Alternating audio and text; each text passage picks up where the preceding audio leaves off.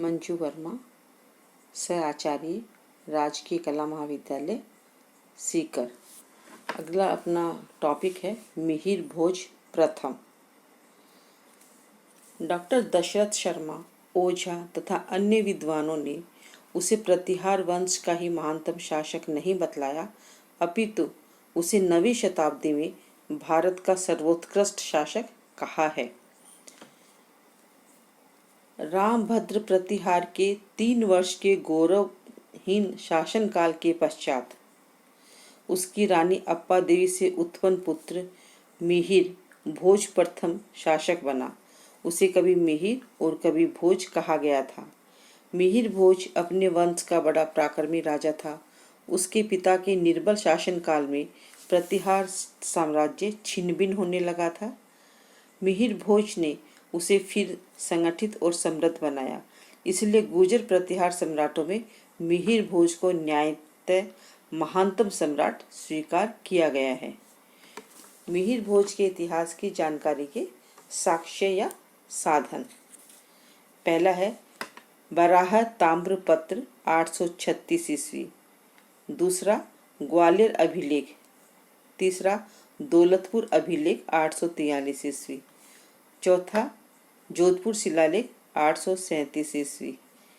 पांचवा चारसू शिलालेख। छठा कहला ताम्रपत्र 1077 ईस्वी। सातवां बदल स्तंभ लेख। आठवां मुंगेर दान पत्र। नौवां प्रतापगढ़ अभिलेख। 10वां पृथ्वीराज विजय। 11वां स्कंद पुराण। 12वां ऊना अभिलेख। 13वां पहेवा शिलालेख 882 ईस्वी। 14वां राजतरंगिणी। 15वां ध्रुव का बगुआ शिलालेख 888। 16वां अहर शिलालेख। 17वां अरब यात्री सुलेमान का विवरण। 18वां मिहिर भोज के आदि वाराहा प्रकार के सिक्के। अगला टॉपिक है मिहिर भोज का राज्यारोहण एवं विरुद्ध। मिहिर भोज की प्रथम ज्ञात तिथि बराह ताम्रपत्र के आधार पर 836 ईस्वी है। स्पष्ट होता है कि भोज प्रथम 836 ईस्वी में गद्दी पर बैठा तथा कन्नौज उसकी राजधानी थी एवं कालिंजर उसके अधिकार क्षेत्र में था। ग्वालियर अभिलेख, दौलतपुर अभिलेख तथा मुद्राओं में उसके विरुद्ध आदिवाराहा, प्रभास तथा मिहिर यानी सूर्य उत्कीर्ण है। नेक्स्ट मुख्य बिंदु। प्रारंभिक कठिनाइयाँ। दूसरा मिहिर भोज की विजय, कालिंजर तथा गुजरात पर विजय। दूसरा गोहिल तथा कलचूरियों पर विजय। तीसरा गौड़ यानी बंगाल के पालों से संघर्ष। चौथा दक्षिणी पश्चिमी क्षेत्रों की विजय। पांचवा उत्तर पश्चिमी प्रदेशों पर विजय। छठा राष्ट्रकूट से संघर्ष। थर्ड है मिहिर भोज की साम्राज्य सीमा। मिहिर भोज का अंतिम समय। मिहिर भोज की उपलब्धियों का मूल्यांकन। पहला अपन लेते हैं मिहिर भोज प्रथम की कठिनाइयाँ। जिस समय भोज प्रथम गद्दी पर बैठा, गुर्जर प्रतिहार साम्राज्य को पड़ोसी राज्यों पश्चिम में सिंध के अरब, दक्षिण में राष्ट्रकूट नरेश, अमोघवर्ष तथा पूर्व में पाल शासक देवपाल से खतरा बना हुआ था। अपने प्रबल प्रतिद्वंदी राष्ट्रकूट नरेश अमोघवर्ष को अपने आंतरिक मामलों में व्यस्त देखकर सर्वप्रथम भोज ने अपने उन सामंतों को अपने अधीन करने का प्रयास किया जो उसके पिता के समय स्वाधीन हो गए थे। दूसरा है मिहिर भोज की विजय। भोज प्रथम की विजयों का क्रमानुसार विवरण निम्नलिखित है। कालिंजर तथा गुजरात पर विजय। वराह ताम्रपत्र 836 ईस्वी से विदित होता है कि भोज ने सर्वप्रथम बुंदेलखंड पर पुनः अपनी सत्ता स्थापित की, क्योंकि यह दानपत्र कालिंजर मंडल के उदम्बरा विषय में वलाका ग्रह या दान को संक्रम करने हेतु उत्कीर्ण करवाया। इसके अतिरिक्त स्थानीय जनश्रुतियों में भी बुंदेलखंड यानी कालिंजर कन्नौज के अधीन प्रतिहारों की राज्य सीमा में था। चंदेल नरेशों के शिलालेखों में उन्हें नृप, महीपति या छित्ती कहा गया है, जो उसकी अधीनता का सूचक है। इसके पश्चात मिहिर भोज ने गुजरात भूमि यानी राजपुताना में वत्सराज द्वारा आरंभ दान को, जो रामभद्र के समय रुक गया था, शुरू करवाया। मंडोर के प्रतिहार वंशी नरेशों को भोज ने पुनः अपने अधीन किया। इस बात की पुष्टि जोधपुर शिलालेख 836 ईस्वी द्वारा होती है, जिसमें मंडोर के प्रतिहार बाड़क द्वारा असफल सैनिक अभियान करने का उल्लेख है। इसके अलावा प्रतापगढ़ अभिलेख में भी मिहिर भोज की राजपुताना पर अधिकार की पुष्टि होती है। यद्यपि डॉक्टर ओझा जैसे कटु इतिहासकार प्राप्त साक्ष्यों के आधार पर यह मान्यता रखते हैं कि ये प्रदेश गुर्जर प्रतिहार साम्राज्य के अधीन नहीं हुए थे। दूसरा है गोहिल तथा कलचुरियों पर विजय। जयपुर से प्राप्त चाटसू अभिलेख से ज्ञात होता है कि शंकरगण का पुत्र गोहिल नरेश हर्षराज था।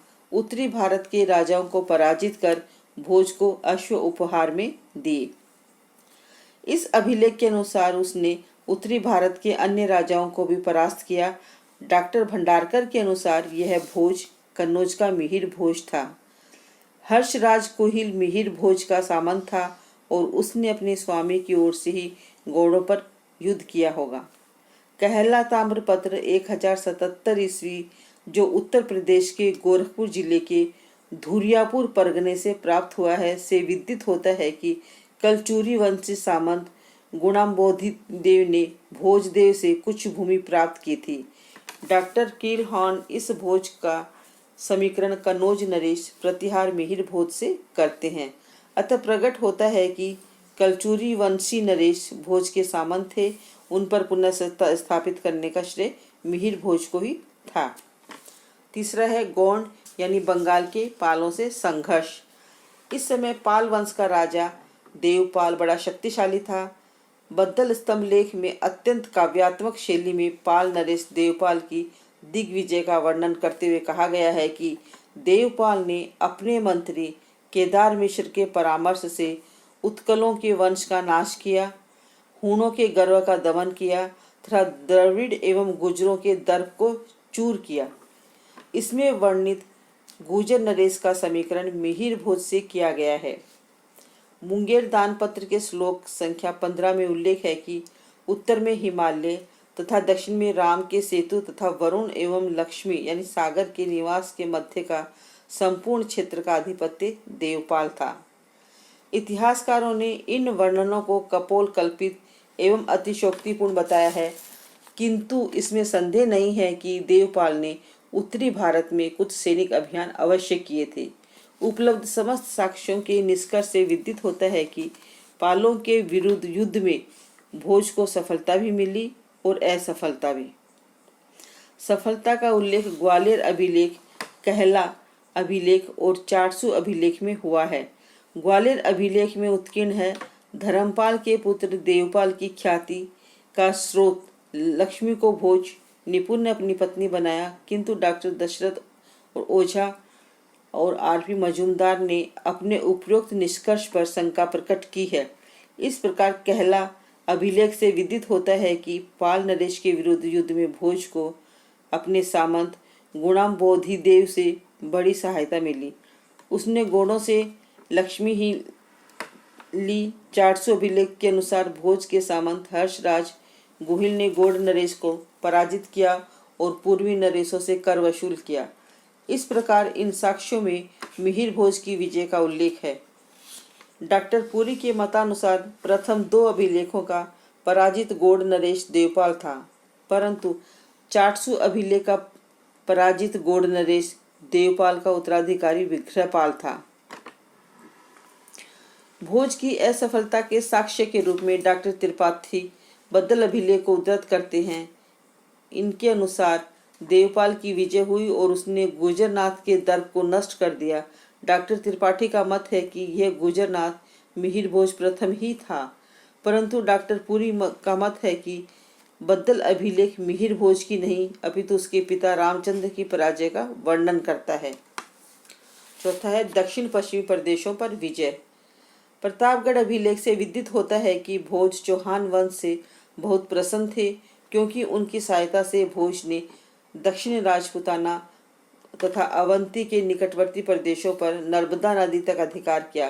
पृथ्वीराज विजय ग्रंथ से पता चलता है कि चाहमान गुवक को बहिन कलावती का विवाह कन्नौज नरेश मिहिर भोज से हुआ था।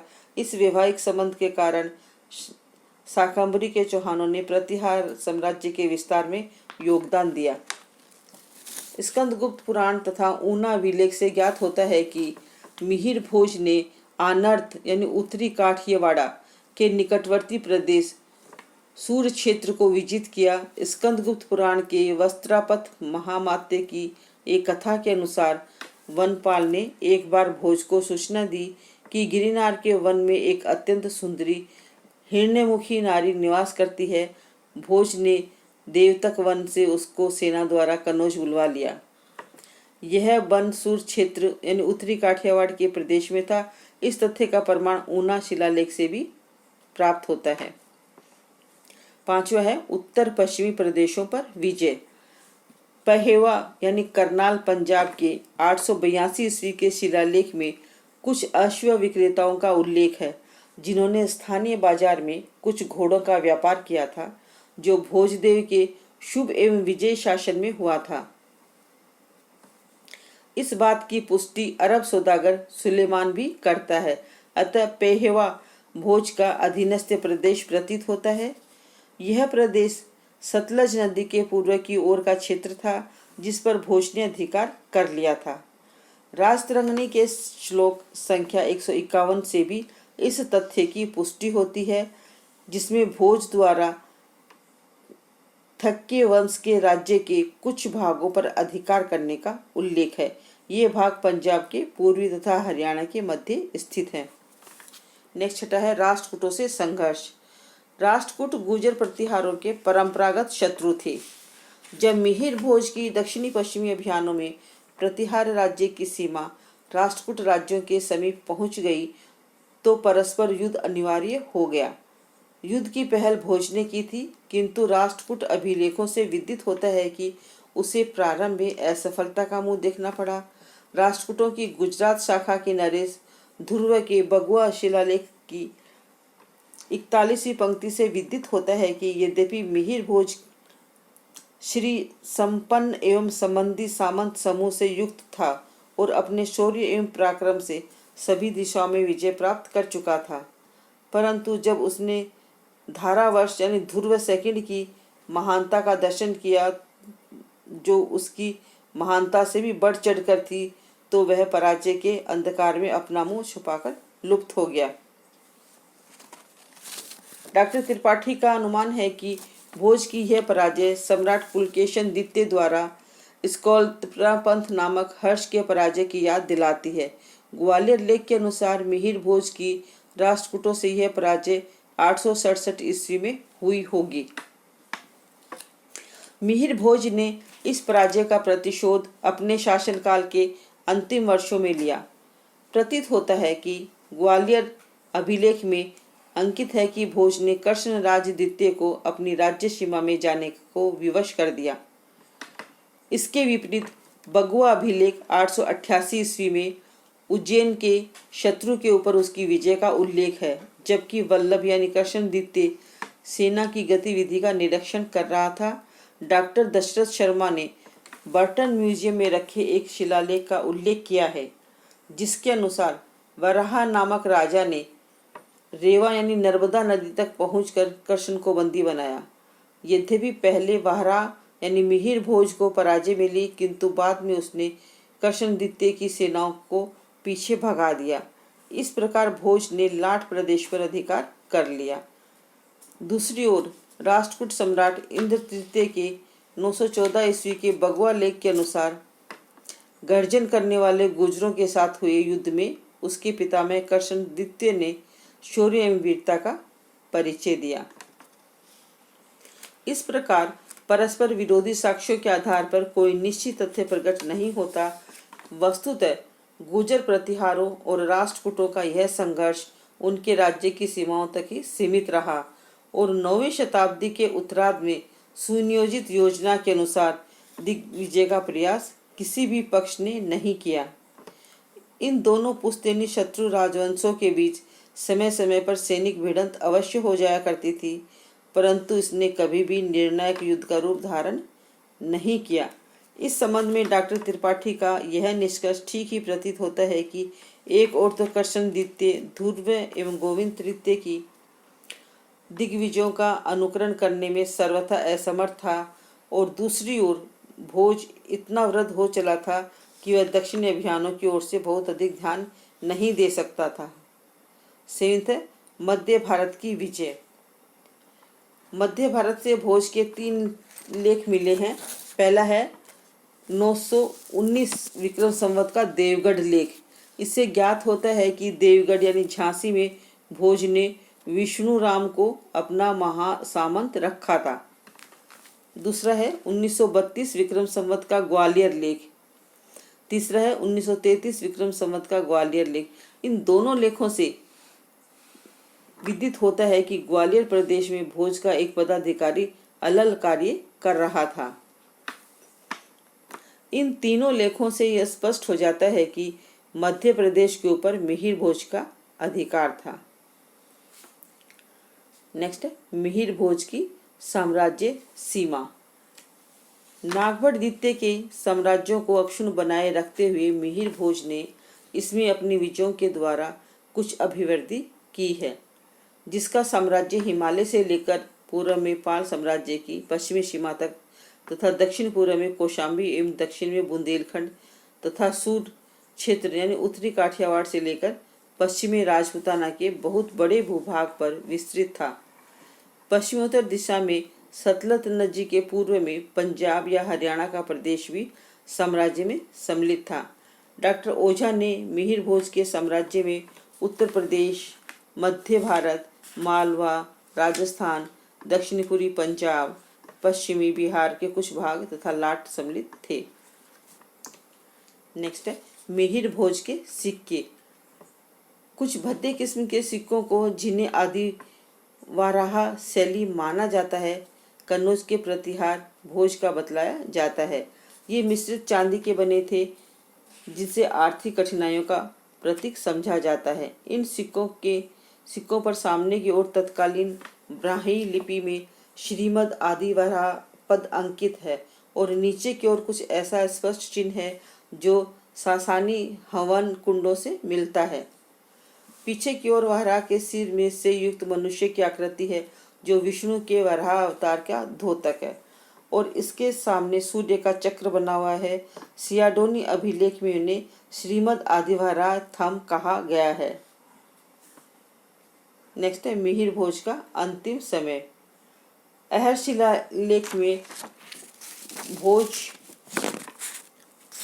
1904-05 ईस्वी में शासन करता हुआ बतलाया गया है, किंतु भोज के उत्तराधिकारी महेंद्र पाल की प्रथम ज्ञात तिथि 893 ईस्वी है। भोज की मृत्यु के पूर्व ही महेंद्र पाल के शासन करने का रहस्य स्कंद पुराण के वस्त्र महात्म्य की कथा से स्पष्ट होता है। सूर्य क्षेत्र से लाई गई सुंदरी के मुख से भोज ने स्वर्ण रेखा के पवित्र जल का महात्म्य सुनकर तीर्थ यात्रा की इच्छा व्यक्त की तथा कुछ वर्षों तक भोज अपना राज्य अपने पुत्र महेंद्रपाल को सौंपकर तीर्थ यात्रा पर चला गया था। संभवतः 879 ईस्वी के लगभग मिहिर भोज ने अपने पुत्र के पक्ष में राज्य त्याग दिया। नेक्स्ट है मिहिर भोज की उपलब्धियां और मूल्यांकन। डॉक्टर ओझा मिहिर भोज का मूल्यांकन करते हुए कहते हैं कि 9वीं शताब्दी के उत्तरार्ध में मिहिर भोज भारत का सबसे महान शासक था। उसने अपनी प्रारंभिक कठिनाइयों पर विजय प्राप्त नहीं की, बल्कि उसने एक ऐसे साम्राज्य का निर्माण किया जो अपने आकार, सुव्यवस्थित प्रशासन तथा प्रत्येक व्यक्ति के लिए धार्मिक स्वतंत्रता की दृष्टि से गुप्त शासकों के स्वर्ण युग के बाद सर्वोत्कृष्ट था।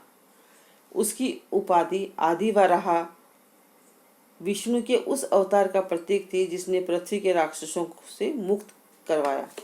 यद्यपि यह भगवती का उपासक था, किंतु उसका दृढ़ विश्वास था कि उसे भारतीय संस्कृति के शत्रु मलेच्छों को दंड देकर उसे भारत को मुक्त कराना है। अरब यात्री सुलेमान ने 851 ईस्वी में भारतीय सम्राट गुर्जर के विषय में लिखा है कि उसके पास असंख्य सेना है, उसके समान उत्कृष्ट अश्व सेना किसी अन्य भारतीय शासक के पास नहीं है। वह अरबों का शत्रु था, किंतु फिर भी वह अरब शासकों को सबसे शक्तिशाली मानता था। भारतीय शासकों में इस्लाम धर्म का सबसे बड़ा शत्रु वही था। उसका साम्राज्य विशाल था, उसके पास धन, ऊंट व अश्व काफी मात्रा में थे। व्यापार में लेन देन का माध्यम चांदी तथा स्वर्ण का होता था तथा उसके राज्य में चांदी व सोने की खानें थी। भारत में केवल उसका साम्राज्य डाकों से मुक्त था।